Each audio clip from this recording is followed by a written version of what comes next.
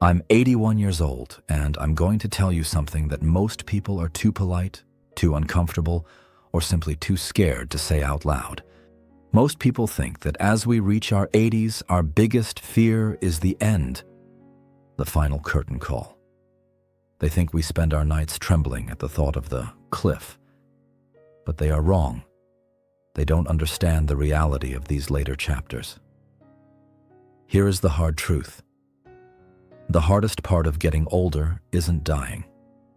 It's disappearing while you are still breathing. If you are over 60, 70, or especially if you are in the 80-plus club like me, you know exactly what I mean. It's a quiet, heavy, and persistent ache. It's the realization that you have become a ghost in your own life. You walk through the world, you go to the grocery store, you attend church, but you feel like you've been erased. People look right through you. You've become a part of the background, like a faded painting or a piece of old furniture that everyone has seen so many times they've stopped noticing it's even there. Stay with me for a few minutes, because if you've been feeling this shadow of invisibility, this weight of being alive but no longer seen, I need to tell you why it's happening, and I need to share the moment my perspective shifted. Because last Tuesday, I found a way to turn this disappearing act into the greatest freedom I've ever known. But first, we have to look this sadness in the eye. We have to name it, because no one prepares you for the day you become a relic in your own home.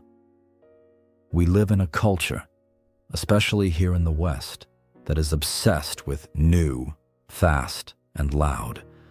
It's a world built for the young, the productive, and the useful. And at 81, let's be honest, we are none of those things. We are the old, dusty books on the back shelf that everyone assumes they've already read, so they never bother to crack the spine and see what's inside. I remember the first time I felt it clearly. I was at a family gathering. There was laughter, the smell of good food, the chaos of grandchildren running around. I was sitting in my usual chair, the one with the worn armrests. I was right there. I was breathing. I had thoughts. I had jokes I wanted to tell. I had stories about their great-grandfather that only I remember.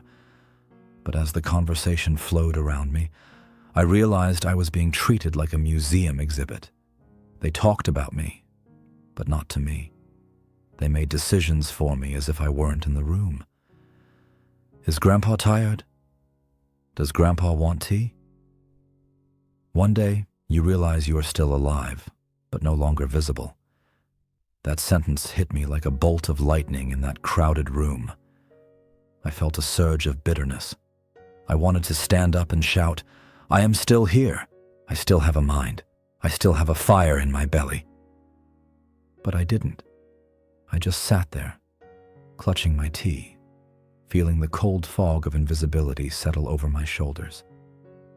Maybe you've felt it at the doctor's office when the nurse speaks to your daughter instead of looking you in the eye. Maybe you've felt it at the hardware store when the young clerk ignores you to help someone 30 years younger. It's a death by 1,000 cuts. It's the world telling you that because your pace has slowed, your value has diminished. But why does it hurt so much? I've spent a lot of time thinking about this in the silence of my house. It hurts because for 60 or 70 years, our identity was tied to our usefulness. We were the providers. We were the mothers who kept the house running. We were the experts in our fields. We were the fixers of problems. Our worth was measured by how much we could do. And now the body doesn't do as much. The career is a memory. The children are grown and have their own problems to fix. When you can no longer do, you are forced to just be. And for most of us, after a lifetime of constant motion, just being feels like a failure. It feels like we've been benched while the game is still going on. I've seen so many of my peers fall into a dangerous trap. They feel this invisibility coming, and they fight it with a desperate, frantic energy. They try to stay busy with trivial tasks. They try to dress like they're 40, They try to keep up with every digital trend and every political argument, hoping that if they stay loud enough, the world won't forget they exist. I call this the mistake of the final chapter. It's when we spend our last pages trying to rewrite our first ones. We try to be the hero of the story again, the one who leads the charge and saves the day. But that's not what this chapter is for. I made this mistake for years. I sat in this very chair, looking out that window, feeling like a discarded tool. I was angry at the world for moving so fast. I was angry at my phone for not ringing. I was mourning the man I used to be, the one who was relevant. I was so busy looking backward at the man in the 1965 photographs that I didn't even notice the man sitting in the chair in 2026. Think about that for a second. If you are 80 years old and you are still trying to be 50, you are failing at being 80. And being 80 is a monumental task. It requires a specific kind of courage that a 50-year-old wouldn't understand. The sadness of invisibility grows when we crave the wrong kind of attention. We want the world to see us as useful because we haven't yet learned how to see ourselves as significant. There is a massive difference between the two. Usefulness is about what you produce. Significance is about who you are. No one prepares you for this transition. In our youth, we are taught how to build, how to grow, how to accumulate. But no one teaches us how to diminish gracefully. No one teaches us that there is a profound, holy power in the act of stepping back. I promised I'd tell you about the moment everything changed for me. It happened last Tuesday around 4:00 p.m. That's usually the loneliest hour of my day. The sun starts to get low, the shadows stretch out, and the house feels particularly empty. I was feeling sorry for myself. I had called my grandson earlier that morning, and he had given me that rushed, polite tone that says, "I love you, but I have a real life to get back to." I felt like a ghost. I felt invisible. But then I did something different. Instead of turning on the television to drown out the silence, I just sat with it. I looked at my hands again, and I realized, if no one is looking at me, then I am finally free to truly look at everything else. It was a revelation. For my entire life, I was worried about how I appeared to others. Was I successful enough? Was I a good enough father? Did I look like I knew what I was doing? I was always on stage. Even in my retirement, I was performing the role of the active senior. But being invisible, it's like being a spy in the house of life. Suddenly, the invisibility didn't feel like a curse. It felt like freedom. When the world stops expecting you to lead the parade, you are finally free to actually hear the music. You start to notice things that the useful people are way too busy to see. I noticed the way the dust motes dance in a beam of light in my living room. A tiny, chaotic ballet that has been happening for years, but I was always too busy to see it. I noticed the specific shade of gold the oak tree turns just before the sun goes down. I noticed the hidden tremor in a friend's voice that told me they were struggling, something I would have missed back when I was the one doing all the talking. One day, you realize you are still alive, but no longer visible. When you accept that sentence, the saddest thing becomes the lightest thing. You unbuckle the 100-pound backpack of ego and ambition that you've been lugging around since the 1950s. You realize that you don't have to win an argument ever again. You don't have to prove your worth to a clerk at the store. You don't have to be important. You gain the superpower of clarity. You see the world as it truly is, not as you want to use it.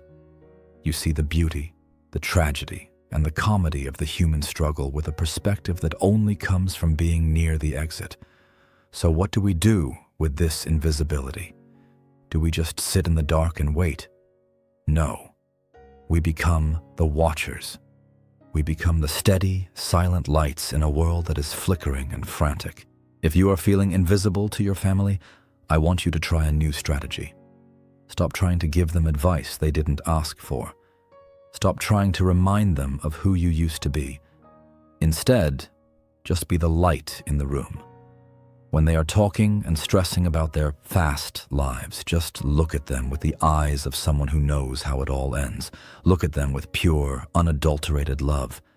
They might not notice it now. They might still talk over you. They might still treat you like a ghost. But I promise you, one day, maybe years after you are truly gone, they will be sitting in their own quiet house, and they will remember the feeling of being in the room with you. They won't remember your advice. They won't remember your career. They will remember the peace you carried. They will remember that you were the only person in their life who wasn't trying to get something from them, but was simply there. The hardest part isn't dying. It's disappearing while still breathing. But the most beautiful part is what you find once the spotlight is gone. You find that you were never the roles you played. You were never the provider, or the boss, or the fixer. Those were just costumes. Underneath the costumes, there is a soul that is ancient, wise, and deeply connected to everything. I don't know how many more of these sunsets I have left to watch from this porch. At 81, every cup of coffee feels like a miracle, and every conversation feels like a gift. But as long as I'm here, I'm going to keep speaking into this microphone. Because I know you're out there. I know you're sitting in your chair feeling the same silence I feel. We are a disappearing breed, we 80-year-olds. We are the last of our kind. But we are not gone yet. And as long as we are still breathing, we have a job to do. Our job is to be the witnesses. Our job is to hold the wisdom that the world is too busy to listen to right now, but will desperately need later.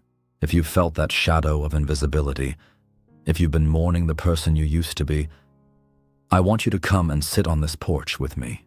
We need a place where we are seen, even if it's just through a digital screen. I'd be honored if you subscribed and joined this community. We are building a library of stories and truths that the world isn't ready for yet, but they will be. Before you go, I want to ask you to do something very specific. I want you to reclaim your visibility for just one moment. In the comments below, finish this sentence. I might be invisible to the world, but I still see.